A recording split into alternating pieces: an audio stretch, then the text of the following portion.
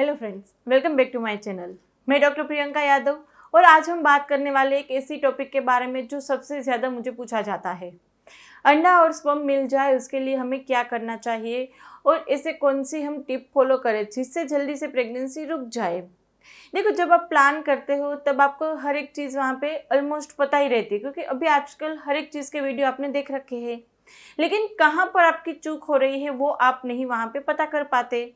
जैसे आपके रिपोर्ट्स कौन से करवाने वो आपको पता नहीं होते हैं, कौन से टाइम पे रिलेशन नहीं रखने होते हैं, कौन से टाइम पे रिलेशन आपको प्लान करने चाहिए, और फिर भी वहाँ पे सब कुछ कर रहे हो, सब कुछ रिपोर्ट नॉर्मल है, मेडिसिन्स ले रहे हैं, टिप्स भी फॉलो कर रहे हैं, फिर भी नहीं रुक रही प्रेगनेंसी। तो आज हम ऐसी टॉपिक के बारे में बात करने वाले हैं जहाँ पर हम आपको सजेस्ट करने वाले सिर्फ और सिर्फ ये 3 चीज़ें वो कर लेंगे तो आपका अंडा और हस्बैंड के सेल्स तुरंत ही मिल जाएंगे और उसी महीने प्रेगनेंसी कंफर्म हो जाएगी।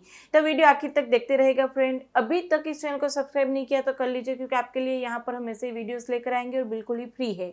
नोटिफिकेशन बेल ऑन करना नहीं भूलना है, क्योंकि हर एक वीडियो की नोटिफिकेशन आपको मिलनी चाहिए।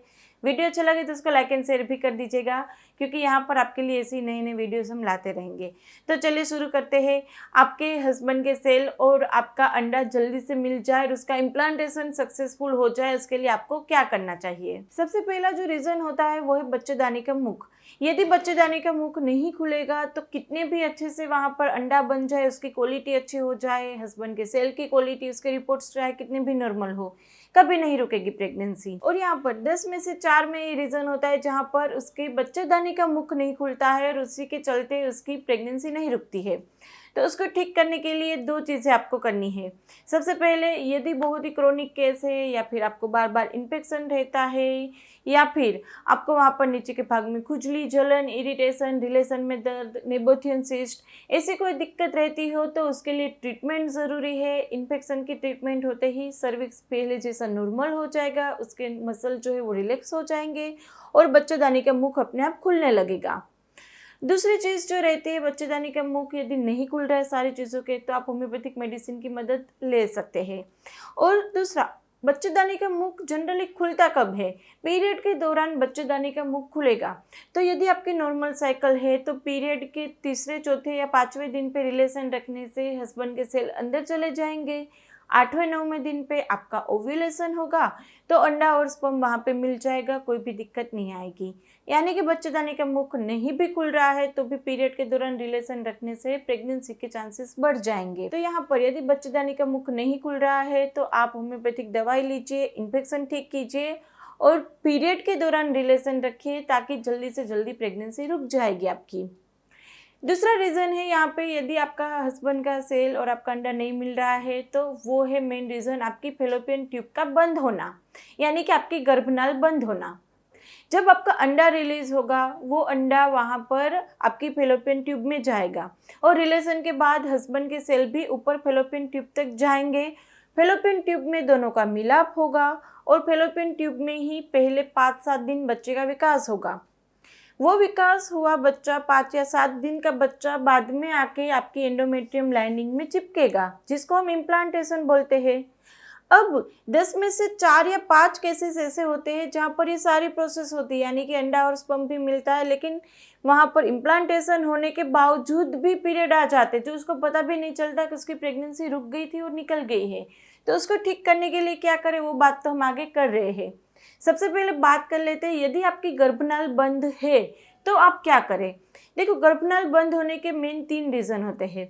एक होता है इन्फेक्शन। यदि बार बार इन्फेक्शन हो जाएगा तो गर्भनाल बंद हो जाएगी, जिसके चलते अंडा और स्पर्म कभी नहीं मिल पाएगा। दूसरा रीज़न होता है, यदि आपको पास्ट में टीबी की दिक्कत हुई थी, यदि आपको ट्यूबरक्यूलोसिस की दिक्कत हुई, उसकी ट्रीटमेंट ली है, तो आप जब प्रेगनेंसी प्लान करें तो सबसे पहला काम अपनी ट्यूब चेक कराना करें, क्योंकि 70 to 80% केसेस में वो बंद ही मिलेगी आपको। तो यदि पास्ट में टीबी की दिक्कत हुई है तो गर्भनाल बंद हो सकती है। और तीसरा मेन रीज़न रहता है, यदि आपने पास्ट में कोई सर्जरी कराई है या फिर आपको किसी भी तरह से वहाँ पर पेट में कोई एडेशन हो, ऐसी चीज़ हुई है, तो वहाँ पर सारे ऑर्गन नलियाँ चिपक जाएगी, वहाँ पे एडिशन हो जाएंगे, जिसके चलते आपको वहाँ पे गर्भनाल बंद मिलेगी।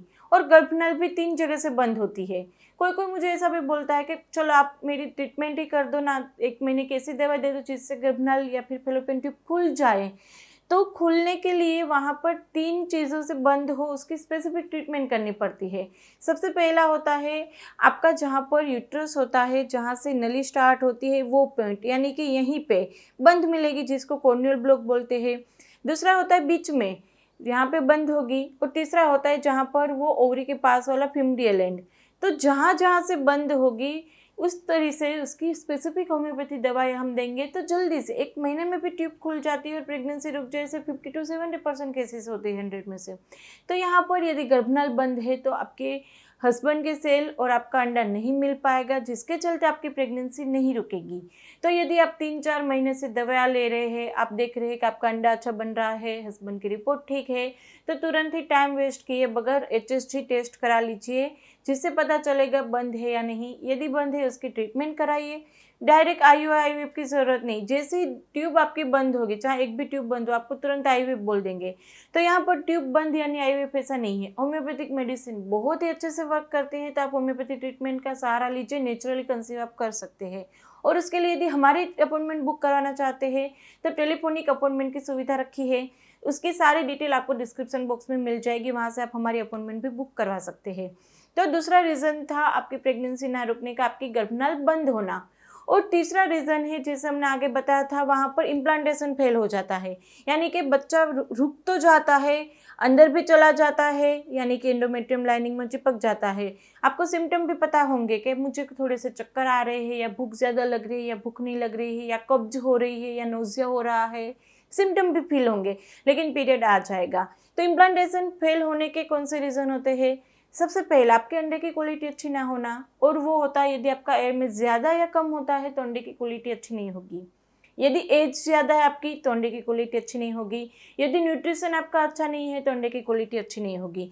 तो वहाँ पर चिपका हुआ बच्चा भी निकल जाएगा पीरियड के साथ साथ, आपको पता भी नहीं चलेगा। दूसरा रीज़न होता है इम्प्लांटेशन फेल होने का, वो है लास्ट के 4-5 दिनों में आप या तो हेयर वॉश कर लेते हैं या फिर रिलेशन रख लेते हैं। ये 2 चीज़ ऐसी है जो करने से वहाँ पर चिपकी हुई प्रेगनेंसी बाहर निकल जाएगी, क्योंकि पीरियड स्टार्ट हो जाएगा। और तीसरा रीज़न होता है यदि आप वहाँ पे 25-26 दिन हो गए हैं आपके पीरियड साइकिल के, आपने लंबी ट्रैवलिंग या फिर बम्पी रोड पे ट्रैवलिंग कर दी, या बहुत ही भारी काम कर लिया। कभी कभी हम देखते हैं कोई भारी सामान उठा लिया, या झाड़ू पोछा, बहुत ही आपने वाइग्रेस एक्सरसाइज कर ली, किसी भी तरह से आप एक्सर्शन लेते हैं या एब्डोमेन पे स्ट्रेस आता है, तो वहाँ पे पीरियड स्टार्ट हो जाता है, रुकी हुई प्रेगनेंसी निकल जाएगी। और इसी तरह से यदि लास्ट के दिनों में आप हेवी पेन किलर या फिर एंटीबायोटिक लेते हैं तो भी चिपकी हुई प्रेगनेंसी बाहर निकल जाएगी। क्योंकि प्रेगनेंसी रुकने का एक मेन सिम्टम है बुखार आना। आपका टेम्परेचर थोड़ा सा हाई होगा, जिसको आप बुखार मान लेंगे, दवाई ले लेंगे और प्रेगनेंसी निकल जाएगी। तो इसी तरह से सिर्फ और सिर्फ बुखार की फीलिंग आ रही है तो दवाई मत लीजिए, पहले उसको मेजर कीजिए। 1 सेल्सियस जितना आपका बढ़ा हुआ आता है तो प्रेगनेंसी की वजह से बढ़ जाता है, हार्मोन की वजह से बढ़ता है, तो तुरंत दवाई स्टार्ट ना कीजिए आप। या फिर लेना चाहे तो सिर्फ प्लेन पैरासीटामोल लीजिए, उसके अलावा कोई भी ट्रीटमेंट आप ना करें। तो यहाँ पर ये सारे रीजन थे जिसके चलते आपकी प्रेगनेंसी नहीं रुक रही है, या फिर रुकी हुई यानी कि इम्प्लांटेशन हुई प्रेगनेंसी भी निकल जाती है। इसमें से भी कुछ कन्फ्यूजन है तो आप हमें कमेंट बॉक्स में पूछ सकते हैं, या फिर हमारी टेलीफोनिक अपॉइंटमेंट बुक कर सकते हैं। व्हाट्सएप पे इतने कि नहीं मुझे अपॉइंटमेंट चाहिए, आगे मेरी टीम आपको गाइड कर देगी। और अभी तक इस चैनल को सब्सक्राइब नहीं किया तो कर लीजिए, क्योंकि आप लोगों के लिए बिल्कुल ही फ्री है। इंस्टा पे भी फॉलो नहीं किया तो कर लीजिए, क्योंकि वहाँ पे Q&A लाइव सेशंस होते रहते हैं, जल्दी से आंसर मिल जाएंगे। वीडियो अच्छा लगे तो उसको लाइक एंड शेयर करना नहीं भूलना है। और यदि हस्बैंड देख रहे हैं वीडियो तो वाइफ को भेज दीजिए, वाइफ देख रहा है तो हस्बैंड को भेज दीजिए, अपने फ्रेंड को भेज दीजिए। क्योंकि प्रेगनेंसी रुकने का जो स्ट्रेस होता है वो स्ट्रेस की वजह से भी कभी कभी प्रेगनेंसी नहीं रुकती। तो चलो फ्रेंड, आज इतना ही, फिर जल्दी मिलेंगे, तब तक के लिए stay healthy, stay happy, bye.